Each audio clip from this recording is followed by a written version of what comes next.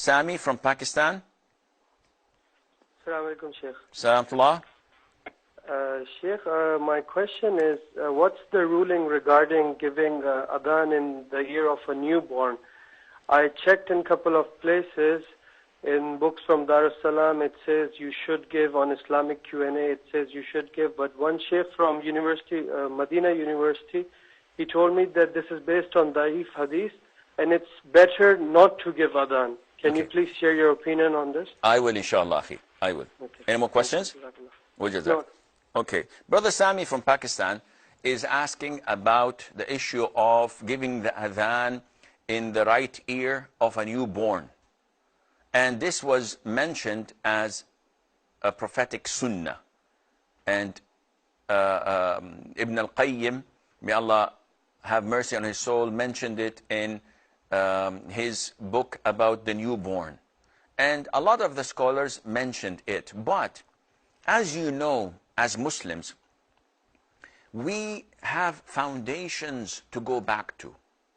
And these foundations are the Quran, which is fixed and known and cannot be altered or changed.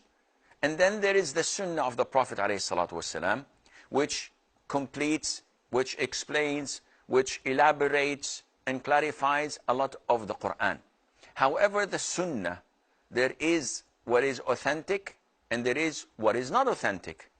And what is not authentic is graded into a number of different categories. Among them is the fabricated, al-mawdu', or that is a blatant lie, al-makdhub, or that it is not at all related to reality, such as al-batil. There is da'if jiddan, very weak. There is da'if, weak. And this is an issue of ijtihad among scholars of hadith. Therefore, if you come to such an issue as giving the adhan in the newborn ear, it has to be reported to us through an authentic hadith.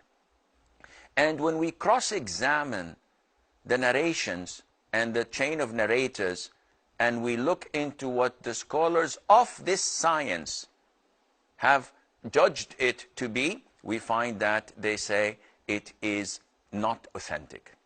And there is also another addition to it, where you give iqama in the left ear. And also this is not authentic. Hence, when we come to such a conclusion, as Muslims, we do not depend and rely on what the scholars say if they speak in something that is not their profession. So if I know that this sheikh his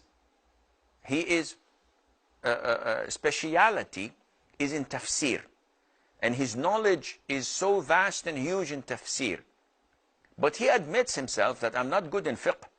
So if he gives me a fatwa, whether halal or haram, I may refrain and think twice. And if he grades the hadith to be authentic or not authentic, I also may think twice before accepting his verdict. Likewise in fiqh, when a scholar is an expert in fiqh, he knows all the different opinions of the scholars, and he knows how we reach this verdict or ruling. Where did we stem it from? What are the qawa'id al-fiqhiyya al-kubra? What are the usul al-fiqh applied to it? The different schools of thought. MashaAllah, he is excellent. However, when it comes to the tafsir of ayah, he may not have that knowledge. So I may refrain in learning from him in tafsir.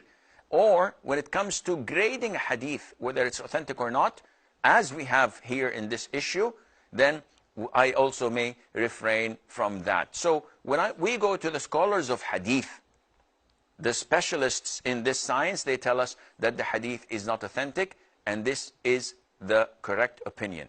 That this is not a sunnah, you should not do it, and our religion is based on authentic hadiths. So there's no need to say that it's not harmful to do it. Yes, it is not harmful to do it, but if it were a part of our religion, it would have been backed by an authentic hadith, and it is not, and Allah knows best. Hiba from Qatar.